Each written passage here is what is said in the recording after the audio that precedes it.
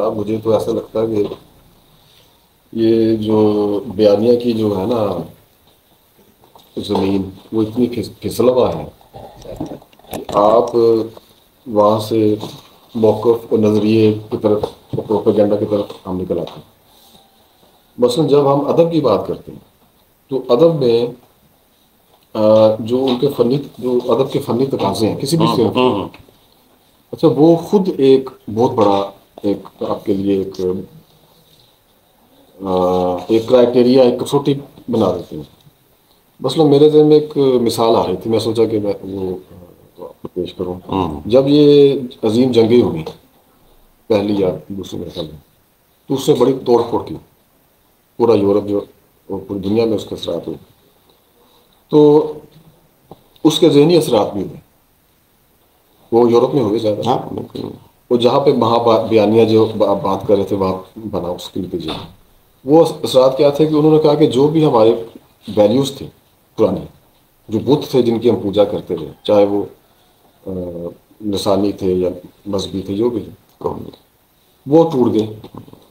اتنی بڑی ویلیوز لے کے ہم بیٹھے رہے، انسانی اقدار کی بات کرتے رہے، لیکن جب انسان کو مارنے پہ آیا تو اس نے 20 لاکھ لوگ مار دیے جو ایک دوسرے کو جانتے بھی نہیں تھے.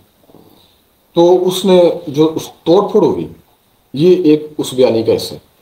ٹھیک ہے، اس توڑ پھوڑ کے اثرات پھر ہم شاعری میں دیکھتے ہیں، اور خاص طور پہ جو فرینچ ہے وہ چونکہ فرنٹ پہ تھا ان کا، یا جو بھی اسے کہہ لیں، تو وہاں پہ کئی مصوری میں بہت سی نئی تحریکیں پیدا ہوئی اسی سوچ کے تحت توڑ پھوڑ کے. تو انحراف کی بنیاد پہ انہوں نے اپنا سفر شروع کیا.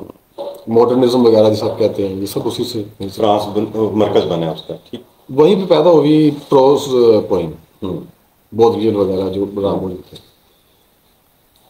تو اب انہوں نے اب یہ موقف، اب یہ بیانیہ کا حصہ تھا کہ توڑ پھوڑ ہوئی ہے اور ہمیں کسی پہ اعتبار نہیں ہے کسی پرانی چیز پر جس میں پرانی جمالیات بھی شامل تھی. آپ کی شعری جمالیات، ادبی جمالیات جو ہے پرانی، اس پہ بھی اسی توڑ پھوڑ وہ بھی آ گئی نا. آپ انحراف آپ کر رہے ہیں تو اس سے بھی آپ کر رہے ہیں.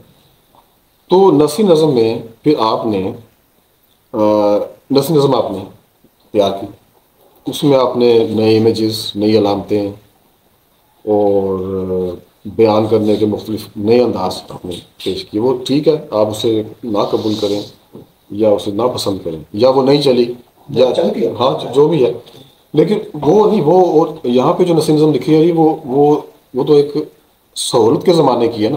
وہ تو جو ریئیکشن میں لکھی جا رہی تھی، تو اصل صورت تو وہیں اصل جو انحراف کی صورت ہے وہ تو وہاں پہ پیدا ہوگی. اب وہ بیانیہ سے مراد وہ صنف بھی ہے، اس کا ایک جز وہ صنف بھی ہے، اس کا ایک جز وہ علامتیں نئے انہوں نے تھوک کو استعمال کیا یا شٹ کو استعمال کیا انہوں نے، یہ علامتوں کموڈ اس طرح کی علامتوں کو انہوں نے. پھر وہاں پہ ایک جو جنریشن تھی گنزبرگ وغیرہ کی، انہوں نے بھی ایسے ہی وہ بھی اس ساتھ جڑے ہوئے تھے.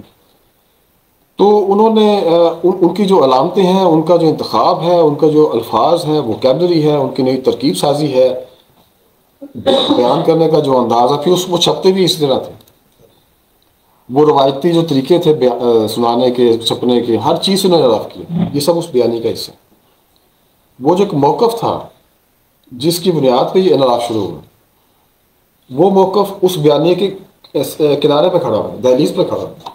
آگے فن کی اپنی ایک منزل شروع ہو جاتی ہے، اس کے اپنے تقاضے ہیں. اسی طرح سے جب ہم ادب میں بیانیے کی بات کرتے ہیں تو ترقی پسند موقف کیا تھا، وہ دہلیز پہ کھڑا رہا، وہیں پہ کھڑا رہے گا. اس کی کوئی حیثیت ہی نہیں ہے.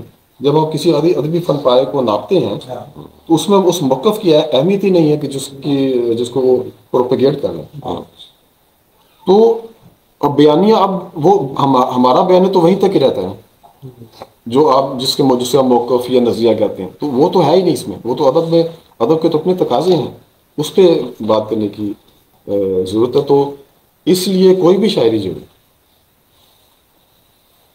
اس میں بھی جو آپ اس میں جب آپ اس کو بہت تکنیکی اعتبار سے دیکھیں گے تو وہ جو ہم بات موقف کی کر رہے ہیں برابر وہ باہر نکل جائے گا. اس کے ادب تو اس کے بعد شروع ہوتا ہے نا کہ آپ نے زندگی کے بارے میں کیا موقف اپنایا، یا ادب اس کے بعد شروع ہوتا ہے، اور جب بیانیہ اس سے بعد شروع ہو جاتا ہے، اور بیانیہ کی وہ پہلی منزل ہے کہ آپ نے کیا موقف آپ نے اور کیا رد عمل آپ نے، اس کے پیچھے پورا آپ کا اثر، آپ کی پوری تاریخ، آپ کی ذاتی اور انفرادی اجتماعی ہر طرح کی جو آپ کی ویلیوز ہیں، آپ کے تجربات ہیں، آپ کا علم ہے، وہ سب کام کر رہا تھا، وہ سب اس بیانیے کا حصہ ہوتا ہے، اس لیے ہر دور کا بیانیہ الگ ہوتا ہے. الگ ہوتا ہے. ٹھیک ہے. تو یہ تو سوال پیدا ہی نہیں ہونا چاہیے کہ شاعری میں بیانیہ جو ہے وہ اس کا ہوتا یا نہیں ہوتا، ممکن ہی نہیں ہونا.